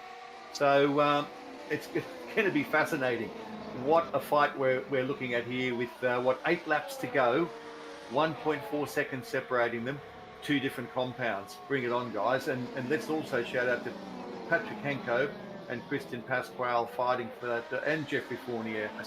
Did we see Pasquale get? Yeah, it was Pasquale on the Camel Straight. Yes, indeed, a great camera shot as you were making your point about the leaders. But Christian made the pass on DRS against Jeffrey. Our life 1 lap in favour of Christian. So yeah, good spot there by the camera team tonight. Well done, Jeffrey Amir. won't give up. Yeah, thanks so much, Amir. But at the moment, Patrick Hanko, he's also, as we saw earlier, Christian and Patrick pitted on the exact same lap, and it will be interesting if Jeffrey can make the tyre disadvantage that he's got to deal with, if he can overcome it somehow. But at the moment, yeah, the Go team, CMT Go team, have a great opportunity to take a huge step to winning the battle in the teams championship after 6 rounds. It's gonna be so close. But yeah, it could be a huge swing one way or the other. But Fournier losing out that position will be tough to take, but it's not over yet, as 3 drivers are aiming to get onto the 3rd step of the podium. Now, does Sander Callis need to pit again? I should know this, but is he still on those mediums that he put on to do his big run? No, it looks like he changed them. Changed tyres a couple of laps ago. Okay, copy. Thank you very much. So he's in a genuine 6th place then. Yes. It would be probably a peak position here for Sander to get a 6th place, unless something would happen. Zoltz has completed the fastest lap of anybody with those soft tyres down in P9. So a superb 1 minute 43.3 gives Zolt a bit of a lift here, just to say I got fastest lap. It's a long way back, though, it has to be said, to catch Yassi. So I'm afraid that little bit of airtime for Sux will be now crossed over to his teammate Jeffrey, and his chance to get onto the podium. But the lap times for the race leaders, great response here for Schluter in sector 2. He's quicker with a 44.9 against the 45.1. So Janos has to calculate when he needs to back off on his soft tires to make sure he could still win the race without risking Schluter's inevitable response. Tantalising. For sure, yeah. We've lots to dig into here. Lap 38 has begun in earnest for Janos and company. So his chance to win this first race for his career in 2025, that would be a gigantic lift of his spirits, and to compete the very best, try and make sure Optimal's evening is not all negative, as of course losing Reuven to that incident at Lake Com, just out of the turn 9 outside curb on the exit of the corner. That's what cost Reuven tonight. So if someone else in Optimal can win the race, then I'm sure the team will be very very grateful and respectful about that. But we're on board still with Jeffrey Fournier in that very shiny red helmet with the black highlights. So using a bit less of the curb there on the speaker's corner at the exit, and yeah, a bit of yellow as well, of course, in the over the shoulder cam. So to try and secure this 3rd place out of this situation, but we'll see out of sector 2 if there's anything that is indicating that there could be a moment where Patrick or Christian could be caught. Let's have a look. Christian, actually Jeffrey was quickest of all those contenders in sector 2, so it's a better lap from Jeffrey so far, but it's not the end of the work so far. But now we're watching Latinan and the MV Conquest team, who wants to make a position gain against Tom Aldenmenger. So let's watch this one for a moment and see what happens.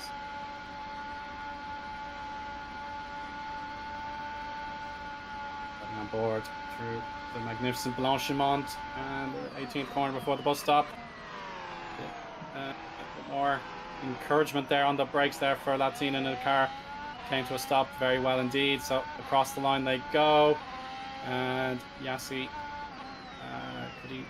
so both drivers in this battle for 7th got a green 3rd sector, where there was actually a better ending of the lap for Tom, but he's lost 0.4 of a second, so he has to watch out behind him, as this chance for an overtake will certainly come perhaps in the next lap. David, he's a little bit further back this time, so good top speed performance out of the Vega Valley so far. But now Schluter, is this his moment to make the daunting attack? The Jaws theme playing in my head here. Is there a way for Schluter to win this race on pure pace? Well, as each lap passes, Schluter, of course, is on a one-step harder tyre, so he's on a slightly shallower deg curve.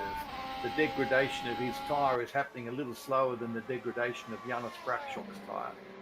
But they're running at very similar lap times at the moment, and Janos, having been through the experience in Silverstone, I think he knows how to measure out the tyre life of a set of softs. I don't think he's going to get in there and rag the tyre. I think he's going to do just enough to maintain a gap and conserve his tyres. But we have, 5 laps to go, including this lap. So it's going to be, as each lap goes by, Schluter is going to feel that he can keep going fast, and he's hoping Brakshock is going to start to struggle a little. I don't know which way it's going to go, and I think I know a lot about tyres. I don't know which way it's going to go, and that's what makes it very, very exciting. Oh, without a doubt. So, on my FSR broadcast debut with the team this evening, I don't want to make a gamble and come out the wrong end of it, but certainly the market and the data would suggest Schluter has what it takes to win this Grand Prix here at Spa-Francorchamps. He's got to perhaps time it in a lap or two to make it certainly comprehensive, because Janos, he's still got plenty in the tank, I'm sure, before the tyres eventually give up. Let's see, Sector 1, 10th advantage to Mark. Janos is really, really courageous tonight. I really do certainly tip my hat to him. He's been really, really impressive. Oh, a little wiggle there through Stavolo and Paul Frere. That's perhaps a track limits infraction there for Janos. It's no Sector 2 data confirmed for him, but he's doing everything he can, David, to try and finally win a race here in FSR in the 2025 campaign. Yeah, and the gap staying pretty consistent at around 0.9, although having said that, Schluter's just caught up to him a little bit. He might have DRS because, it's within 7/10. It might have been within 7/10 at the detection line. So, I think we might see a DRS run from Mark Schluter this time round. Here he goes. He should be across the detection point, the DRS line now. Here he goes. It's a long, long way back. He doesn't have to push with everything he's got necessarily. So, he is certainly showing his weapon to make sure Brakshock knows what's going to happen if he's not careful. But now, with the bit further back here with Latinen, who wants to catch Alden Menger for 7th position to level his best result of the campaign thus far. He will have DRS, but it's not enough either. That's great balancing, I have to say. Make sure the cars aren't unstoppable on DRS, but at the same time they're not too slow either. But we saw a little bit of Sander Kaas there for a moment, but now we switch to Geoffrey Fournier to make a call now. David, stand any chance of overtaking Christian Pasquale first at the very, very minimum, or else he'd have to be through already to perhaps beat Patrick Hanko in a head-to-head fight. So Patrick has the position he needs at the moment. He's lapping well, but a good response from Christian to make sure he's the quickest out of these 3 guys, which makes it more difficult for Fournier to get a DRS overtake done in time. Oh my goodness, look at this. It's for the lead, and it's for Schluter. Now that we saw Brakshock a bit slow on exit, this could be the winning moment here, David. Let's see what happens. Well, Brakshock is going to need a mega exit from La Source. He's going to be a Superman to prevent this happening, or he's going to need to have a lot of push to pass left, because we saw earlier Schluter's car, I think, the aero is trimmed out really, really low. So with the aid of DRS, it's going to be, there's nothing he can do there. Schluter had the top speed. It didn't seem so much about tyre life, but it was top speed. And Schluter is through. And Brakshock has put up an incredible fight with that brave undercut and the choice of soft tyres. But who knows? Maybe it's not over yet. Maybe Janos could pull out some magic. But yeah, if I was a betting man, I don't think I'd be putting money on it happening. That's going to be so difficult, but yeah, that's what the data and the market suggested, that Schluter would have something to hand to have the ability to win the race using the more conventional medium tire. Going softs was a fabulous gamble, but it's not going to work unless he stays within DRS. That's the challenge. Sector 2 going to reveal how competitive this race is going to be, but it's dominance for Schluter. He's got over a second's worth in that one section of the track alone now, but Geoffrey Fournier needs to react and see. The optimal cheering has certainly faded a bit, so he needs to respond, and he has done a great job in Sector 2 himself, where it's up to the car and the driver combo the most out of any on this fantastic venue of Spa-Francorchamps. So heading a little bit closer now to the ending of the race. It's 2 to go now, and Fournier has to react very soon, but Latinen, his job, he's going very, very quickly for his own personal best. It is certainly breakable on this lap. He's right on the wing of Alden Menger, so his chance to make the overtake is coming very soon. So chance to pass, and the ground effect team is coming. Similar gap between Fournier and Pascal. I think Fournier is going to have DRS this time going up Kemmel Straight. Yep, DRS is open. He's not absolutely hunting him down though, so I think Pasquale must have a car that the aero was trimmed out pretty low. But Fournier is all over Pascal like a cheap suit at the moment. There's some real action going on there. Fournier is not settling for following this bloke home. He wants the pass. He wants the scalp. Yeah, he's got it. Vega Valle miss out here as Alden Menger's defense is breached. That means the boost in confidence is going to fall to Jesse Latinen's way. He knows how to win in GVWC in the FS1 and FS2 categories. And today he's trying his best result in the World Championship. He's going to level it at the moment, but the podium battles are not settled by any means. I know Schluter is pushing very, very hard to break DRS and to start the final lap with that critical advantage. But Hanko, Pasquale and Fournier, they're still reasonably close to one another, but it is certainly an advantage to Hanko and his chance to get on the podium for the third time in a row, actually. So yeah, Patrick Hanko doing a marvellous job here under the Slovakian flag, of course. So final lap begins. Mark Schluter is in the lead here, David. He's pulling very, very far ahead now, over 2 seconds, thanks to that pace he's exhibited. So if he keeps calm, Mark Schluter will be hailed as a winner yet again. Fournier pretty close to Pascal now for fourth place. A little bit closer than last time, but Pascal seems to have a lot of speed in hand, even without DRS up the Kemmel Straight. DRS open once again. This is the final lap, so I think he needed to make it count that time. So without a mistake from Christian Pasquale, I think Fournier is going to struggle to get by him, but he's certainly not giving up. He's really, really attacking hard. I think he could tell you from the fumes what sort of diff oil that Christian Pascal is using this round. Is that close?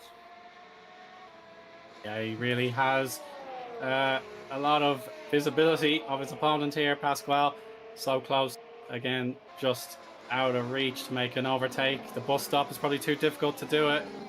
But yeah, we can see now the race winner to be, actually, it was getting very, very close to the line. Here he is through Blanchimont just now, turn 18 in the bag.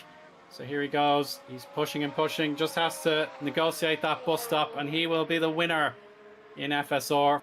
Fourth time in 6 rounds. He's going to get 130 points and beyond, and a fantastic drive. Mark Schluter is victorious here, the Belgian Grand Prix. What an effort, I must say, from Janos Brashok.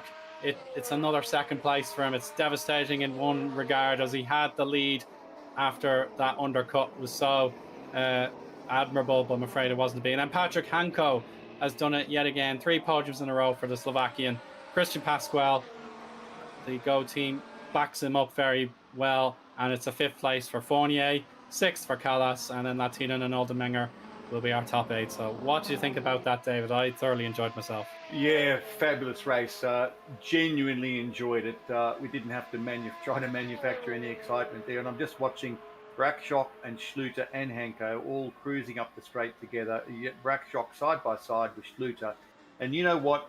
I don't think he'll be that upset, because the last time we came out at Silverstone, Brackshock was on quicker tyres the whole race and relied on tyre strategy to try to get himself to compete.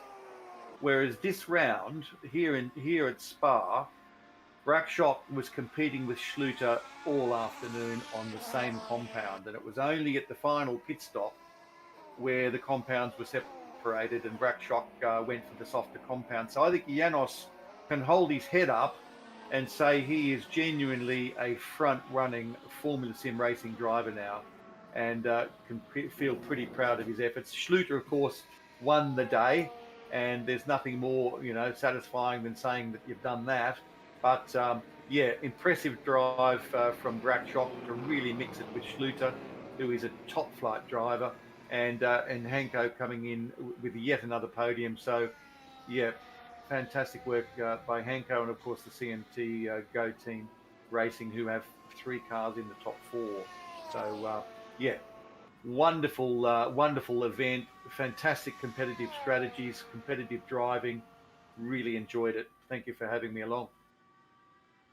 You're very welcome, David, and many happy returns in my respect, because I've been offered the chance to step in after an absence. So I'm delighted that everything went according to plan, and definitely the quality on show was really high. And certainly the fears of seeing an incident at the first corner on the first lap were not realized. I know there was the unfortunate incident for Viscott on the first lap towards Malmedy. So that's one small thing, but otherwise, yeah, the quality on show, it was promised. It was the best in the world, and certainly is up there. So I was so impressed with a lot of our drivers today. But it is the dominant championship leader, Mark Schluter, all by himself in the championship. He is well on course to secure the prestigious championship. But I have to say, what a fabulous effort for Janos Brackshock to try for the second time in 2 races to unsettle the championship leader. He came so close, but just wasn't to be. Reuven Machete, devastating to see him retire. Could have been a fabulous 3-way fight potentially, but that's the way things happen. But yeah, great driving, particularly from the Optimal and the Go Team guys. Really impressive. Now, if we're really clever, we might be able to pull a couple of people in for interview. If we see anybody turn up in the waiting room, we may be able to pull a driver in and ask them. Oh yeah, Thomas is asking us if we want to do interviews. Yeah, I've just replied to him in the Discord there. So but Thomas might even do that. Yeah, that'd be lovely if we can get some. Yeah, so nothing like asking the drivers how it felt out there behind the wheel. But I do hope that the audience got some pleasure out of that and got some understanding of the quality on show.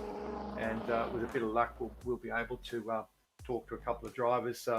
One of the favourite circuits in the whole sim racing world, Spa-Francorchamps.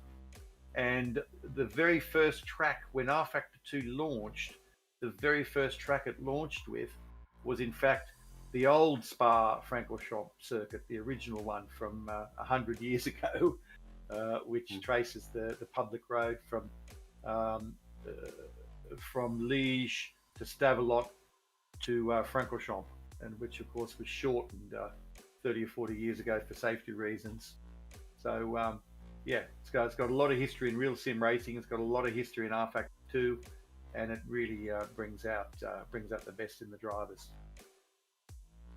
Without a doubt, yeah. So, yeah, I'm exhausted just watching that. What an effort. But yeah, let's summarize the results one more time for the viewers this evening. So, Mark Schluter, with that decision to keep it smart and sensible on medium tyres, got the victory over Janos Brackshock, and he got that critical 4th victory of 6 in the campaign. We had 3 drivers competing for podiums, or the 3 drivers going for 3rd place, I should say. Patrick Hanko was successful, meaning his podium streak is intact at 3 in a row. Christian Pasquale holding off Jeffrey Fournier there to give CMT Go Team a great boost for their team's championship ambitions. Sander Callas, we watched him with excitement to see what he could do with his hard first stint, but he managed to get 6th position there for Ground Effect SimRacing. Yassi Latinen, Tom Aldenminger, Rd.6, who put on a fireworks display for us at the very end there. I just saw him blowing up his engine when he crossed the line. He was P9 in the 23 car.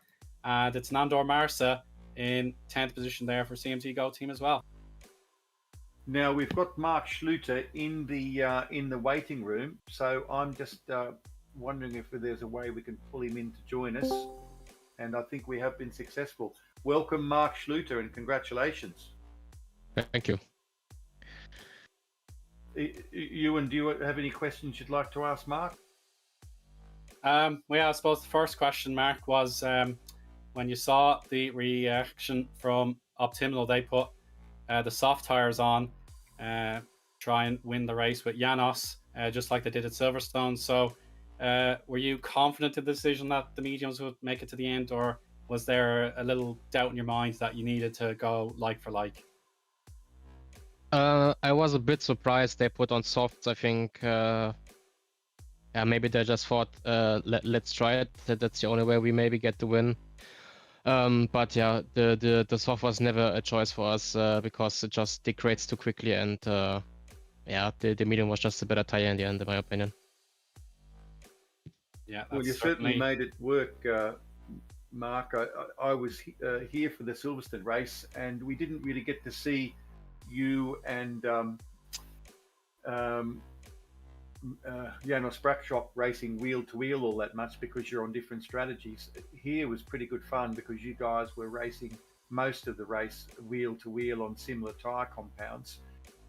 What did you think it was close? Did you think the pace was fairly similar? Yeah, I think the pace was pretty similar. It was quite hard to keep them out of DRS when they went out. Was quite fun. Just a shame for Ruven with the mistake, but yeah, happens, I guess. Yeah, that was unfortunate, particularly on the back of last week where he had a bit of an illness impact his drive. But it was, yeah, great fight with you guys, and then of course a great fight with Janos at the end. So certainly for me, I think it was a fantastic race and really entertaining for the audience. So congratulations on, is it your 4th win in 6 rounds? Yeah, I think so. Yeah. Well, certainly congratulations from me, and we'll look forward to seeing you at the next race. Did you have any more questions, Ian? No, I think you covered what I wanted to ask, but I suppose just to have one last question. Is the Singapore street circuit something that you enjoy, or is it a track that you may just want to get over and done with in a couple of weeks' time? Well, since the change in the last sector, I think I enjoyed more than before, but I'm quite neutral to this track. I think I'm good on it, but I'm not that good on it, but I'm also not bad on it, so we have to see. So, Mark, I can see Janos Brackshop is now in the waiting room. So, if you can feel free to stay here if you want to. I'm going to bring in Janos and ask him for his views of the race. Yeah. Welcome, Janos, and thank you for giving us a magnificent battle to enjoy this afternoon. How was it for you? Yeah, pretty exhausting. Yeah, it's not comparable to like last attempt at Silverstone. Yeah, I knew that it was gonna be a bit harder for me. I like the track, but yeah, it's for me it's a bit more exhausting. But yeah, I think I did everything right. The final moments always a bit harder. I wouldn't say that if I have taken the mediums, I could get the win. I think the outcome would have been the same. Mark did a great pace at the end. I was pushing very hard, but it, yeah, I'm I'm very pleased with the P2 again. But yeah, I'm getting stronger and stronger as the season progresses. So yeah, Singapore will be, I think, a lot more fun. Well, that's how it looked to us. I was saying to Ewan before that unlike Silverstone, where you're on a different tyre strategy to Mark, so we didn't really see you guys going wheel to wheel all that much on similar compounds. Whereas here at Spa, the two of you for most of the afternoon were on similar compounds and really fighting it out very, very close. It was only in that last stop where you went for the soft that there was a difference in the compound. So it gave me the impression that you're a guy who was feeling confident to very much race at the front of an FSR World Championship grid. Yeah, absolutely. But it was strange that I was surprised a bit at the second stint because Mark was a bit slower. Maybe he had a worse tire, but yeah, I don't see that if I took the mediums, I would have taken the win. I think the outcome would be the same. So yeah, congratulating him. Yeah, it is what it is. I try next time at Singapore. Brilliant. Yeah. Well done. Sorry, Ewan, is there anything you'd like to ask? No worries. Nice to meet you, Janos. I suppose my question was the fact that Reuven had the incident. I suppose the plan, certainly when you went a bit longer on that first stint, is probably to support Reuven, but then he had the big accident, so it meant that you are now the team leader in effect. So I know you put Mark under a lot of pressure in that middle stint, as you were saying, but just at the end, he disagreed with your decision to go on the softs, and I'm afraid he was correct. So was there a little bit of excitement, a bit of deja vu, thinking maybe after the last round, this was your chance? No, I don't think so. I think there's a lot of rounds for me would be familiar to grab something, but yeah, I would say Mark is very strong. Like I did a very good season last year, and there was some more drivers who had these qualities. So well, it's a difficult one, but yeah, we'll see. Really appreciate that answer, Janos. Thanks so much. Yeah, same. So, Ewan, is it time for us to sign out and thank everybody? I want to thank the viewers who've watched this thrilling race, round 6 Formula Sim Racing. Look out for round 7. It'll be just as much fun, we hope. It's been brilliant being here and being part of the team, and we'll look forward to welcoming you on board next time we race. Yeah, I think it's a great time to sign off for sure. But there's a look at our updated World Championship standings. Mark Schluter increases that lead even further with 121 points. Sandor Callas has actually made the leap, tied on points there with Patrick Hanko there. So the tiebreaker should be perhaps in Patrick's favour for a second place. So that may just need to be updated in the back end. But yeah, so close for second of the championship, but it has been Schluter's campaign so far. So yeah, I'll be very interested now to find out if he can seal the deal, starting with the Singapore Grand Prix. So yeah, from myself, Eoin Harmon, Amir Oates, the broadcast director for this evening, and indeed yourself, David, thank you all so much. I really appreciate it. Thanks for having me. No problem, and farewell. See you again soon. Bye.